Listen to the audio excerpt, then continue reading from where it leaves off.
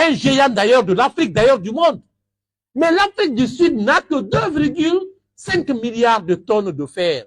Nous, 8 milliards de tonnes. On les dépasse, n'est-ce pas? Très bien. On les dépasse de 6 milliards presque.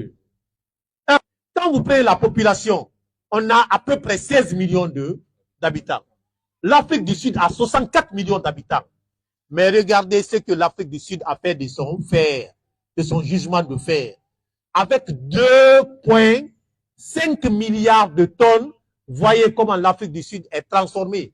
Parce que le fer occupe un poids très très majeur dans le PIB de l'Afrique du Sud, dans l'économie sud-africaine. Nous qui avons 8 milliards, nous sommes moins petits, moins grands que l'Afrique du Sud. Nous avons une population inférieure à celle de l'Afrique du Sud. Qu'est-ce qu'on ne peut pas faire de notre fer? Qu'est-ce qu'on ne peut pas faire de notre fer? Nous qui avons la bauxite, la meilleure quantité et la plus grande qualité, la plus grande quantité et la meilleure qualité, nous qui avons ça, on n'avait pas de raffinerie. On est en train de construire une raffinerie pour pouvoir transformer cette bauxite en aluminium et en alumine. Qu'est-ce qu'on ne peut pas faire ici en République de Guinée? Qu'est-ce que le Guinéen ne peut pas gagner? Est-ce que si nous réussissons tout ce que je viens de dire, est-ce que Simandou ne va pas rendre les Guinéens riches? Est-ce que nous sommes prêts à dire qu'un homme qui veut nous mettre dans une telle stabilité économique, un homme qui veut que notre PIB, que notre croissance soit maintenue à 2 chiffres, un homme qui veut qu'il y a un aspect que j'ai oublié, qui est très important, l'inflation. Nous avons hérité en 2021, l'inflation était à 12%. Vous connaissez l'inflation? Quand vous prenez le dollar, vous voulez monnaie 100 $, c'était 1 million et quelques. Aujourd'hui, les 12% là ont été divisés par 4.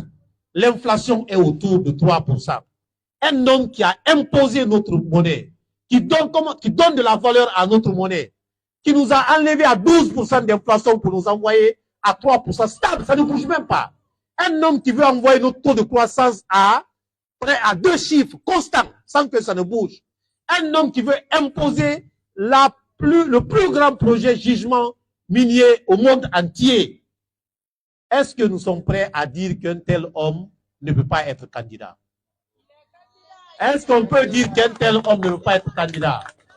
Alors le président général Mamadi Doumbouya, c'est un fait, les faits sont factuels, les faits sont têtus, l'histoire est têtue, personne ne peut rien contre ça. L'histoire est tellement têtue que le seul choix, je dis bien le seul choix que nous avons, en tout cas moi, c'est de demander au président de la République de continuer ce qu'il a commencé. De continuer ce qu'il a commencé.